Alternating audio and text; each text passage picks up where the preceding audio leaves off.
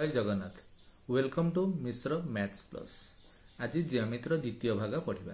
प्रथम भाग आम पढ़ी ज्यामितिर मौलिक उपादान विषय रेखा रश्मि और रेखाखंड क्या कहते ता विषय आज पुणी थे ताकू पुनरावृत्ति करदेवा। रेखा अनेक बिंदुर संजोग रेखा सृष्टि हुए, यह उभय दिगरे परिव्याप्त। आमे ए बी रेखा समान बी ए रेखा लिखि पारिबा। रश्मि गोटे निर्दिष्ट बिंदु गोटे निर्दिष्ट दिगरे अनेक बिंदु को संजोग करदेले रश्मि सृष्टि हुए। रश्मि गोटे दिगरे परिव्याप्त। तो ए बी रश्मि को आमे बी ए लिखि पारिबा नाही।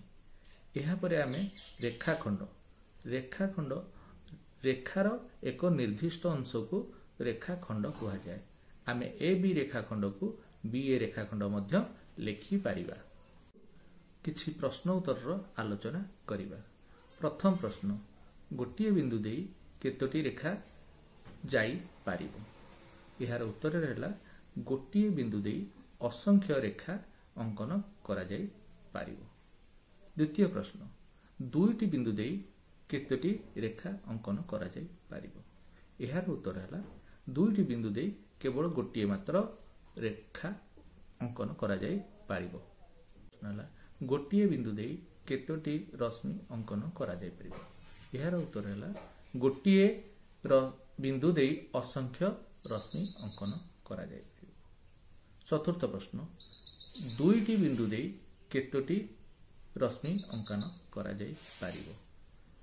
यार उत्तर है दुईटी बिंदु देई दुईटी रश्मि अंकन करा जाई पारिबो। पर प्रश्नटी है गोटे बिंदु देई केतोटी रेखा खंड अंकन करा जाई परिबो। यार उत्तर है गोटे बिंदु देई असंख्य रेखाखंड अंकन करा जाई परिबो। ता पर प्रश्नटी है दुईटी बिंदु देई केतोटी रेखाखंड अंकन करा जाई परिबो।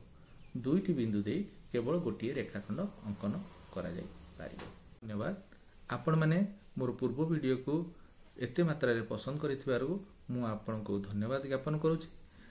यह सहित आपण मानकर एही भली शेयर एवं लाइक रहिले मु आहुरी भलो भलो वीडियो आपण मानकु भेटी देई परिबी। वीडियो आपण मानकु भलो लागिथिले एहा लाइक करंतु, निजर फ्रेंड सर्कल मध्य रे शेयर करंतु। धन्यवाद।